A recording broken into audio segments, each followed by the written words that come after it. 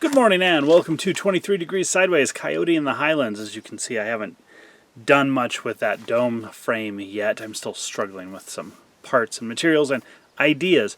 I do have OSB for the roof sheathing, so that's coming along as we go.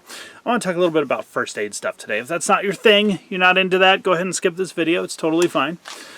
Do like, share, subscribe, and comment if you can. And we're working on it.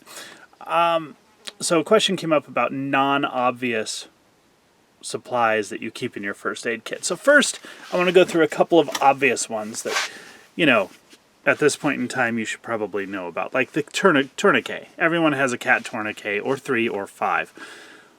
More than one is probably useful if you're traveling, like in your car or something, or if you live up here in a place where the medical response is pretty far away. There's one pilot in the region who will figure out a way to land medevac copter close by no matter what. She's got some crazy skills. I know some of the local EMTs. But generally speaking, I'm looking at 45 minutes response time. So, okay, tourniquet, right? The other side of that, however, is that if there's something major that happens, I'm way out here and I may never get a response time. If that helicopter isn't available, or there's 3 accidents on the highway, or like there's a mass casualty event, I'm on my own. Tourniquets have a limited use case scenario. They're there for when you're going to get medical attention. You can't just leave it on for 3 days or anything. You can't even leave it on for 24 hours. So, think about those. But you should probably have one, and if you have one, you should probably think about, if it's a vehicle or you're out in the boonies, having 3. Just because when events happen, sometimes multiple events happen.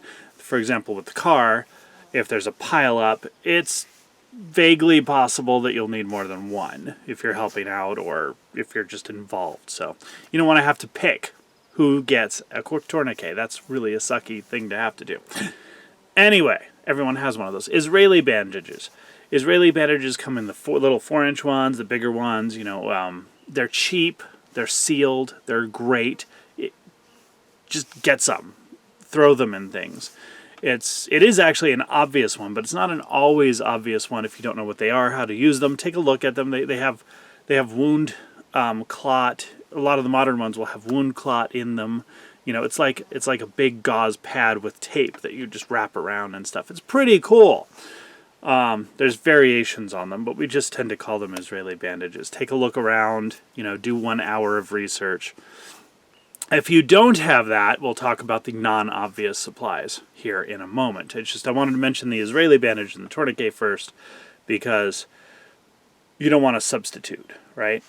If you're worried about puncture wounds, holes made by objects, then, because this gets into my non-obvious supplies here in another moment, then you might want to have some wound clotting agent, stuff that you pour in there that clots the wounds. So now we're going to get to the first non-obvious supply, and that is pads and tampons. And it's not because you're supposed to put tampons in bullet holes.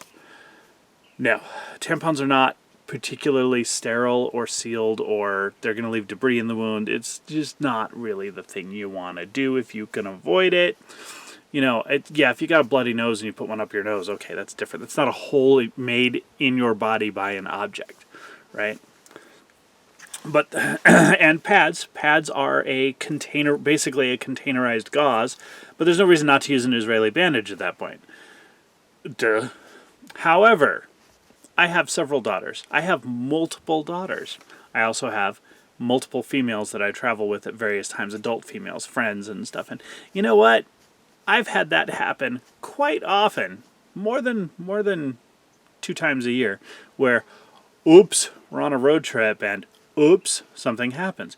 You know what? It is first aid. For a female, it is first aid. If it happens, it's you need to do something about it. You need to do something about it relatively soon. And, apparently, like, this is not my body mechanics. I don't really know how this works, but apparently wadding up toilet paper is not really a good answer.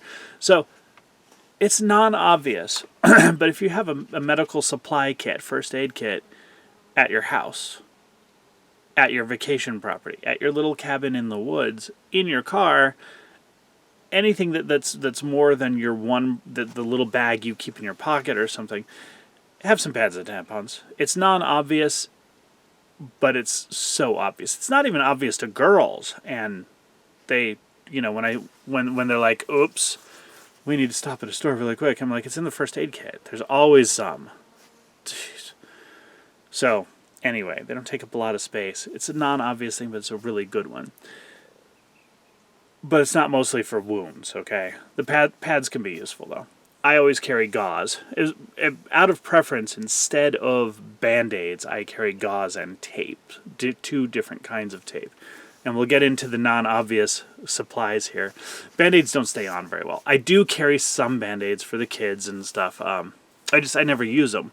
When I was working in landscaping and construction, my little toolbox first aid kit, or tool bucket first aid kit, was literally gauze and duct tape. And that brings on duct tape. Duct tape is an incredibly useful thing for first aid because it's a durable tape, okay? It's a very durable tape. The adhesive isn't going to kill you. You can put it over a Band-Aid. You can put it over gauze. I use medical tape over gauze, but then you can put the duct tape over that if you need to. If you need something that's going to protect the surface and last, not come off, duct tape is a really good answer, okay?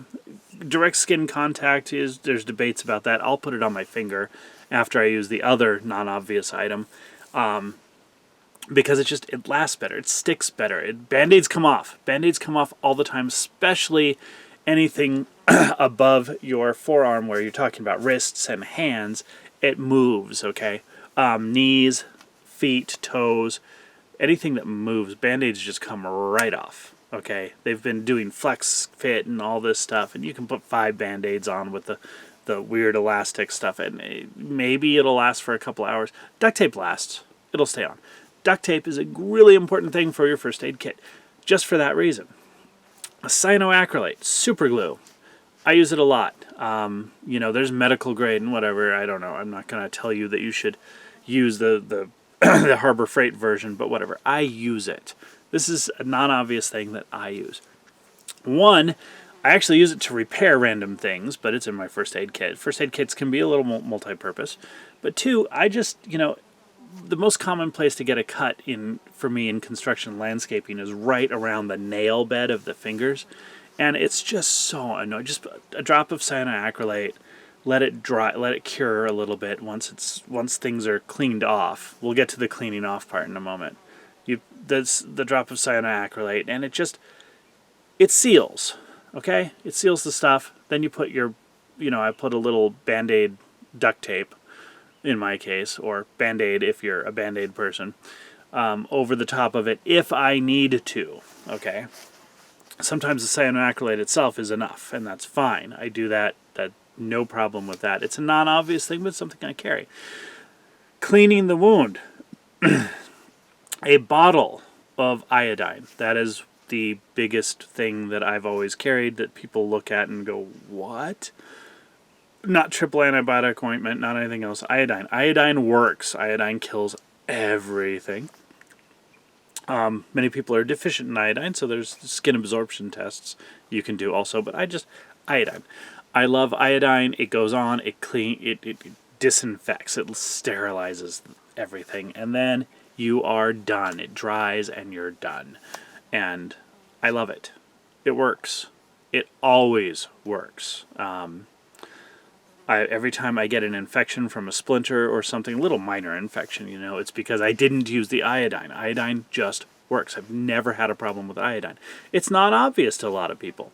I don't know why, but it's not obvious. I think that's it.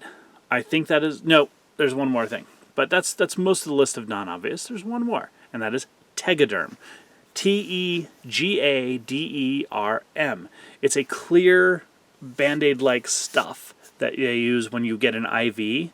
They'll slap it on your arm, and there'll be a little paper to put little labels and stuff. You can take the paper off and just use the Tegaderm. It covers abrasions. It's relatively sticky. It stays on pretty well. You usually don't have to reinforce it with duct tape, but you can sometimes along the edges if it's in a particular spot, like right in here, where it's gonna move and roll up with the skin. You know, but Tegaderm is great. It's lightweight. It's way lighter than duct tape. It's like, it feels good when it's on, and it just covers the skin. Just covers. It's clear, so you can see what you're doing, and it's not like a band. It's not really a Band-Aid or something. But if you don't need gauze and you've disinfected and you've just got like a little bit of road rash somewhere, Tegaderm works wonders. We use it for blisters. We use it for abrasions, and that's what it's for. Of course, people use it for tattoos also, to cover tattoos for a little while, the first couple hours or day after they get a tattoo. But yeah, Tegaderm. So this is the list: Tegaderm, iodine, duct tape, cyanoacrylate, pads and tampons. Non-obvious things, but think about it, especially for car or worksite job site kits. These are things to really have around and put in your first aid, your medical supplies. I hate the word first aid kit because people think of that differently. Your medical supplies bag. Because if you work, if you go outdoors, if you actually do stuff, this is something you have to use all the time. People think of a first aid kit as something you don't use unless there's an emergency. You use it all the time. You use it all the time. You restock it all the time. Use the iodine. Use the duct tape. Duct tape has 1,000,001 uses, but it keeps bandages on and wounds protected better than any kind of Band-Aid stuff. Or the cloth medical tape, which is what I use instead of Band-Aids, gauze and cloth medical tape. But then cover that with duct tape. If I'm in any kind of environment where I'm going to sweat or move, like if I'm landscaping or if I'm working out here or if I'm hiking or whatever. And that's all I got for you right now. What are your non-obvious first aid kit stuff, medical supplies? Stay sideways.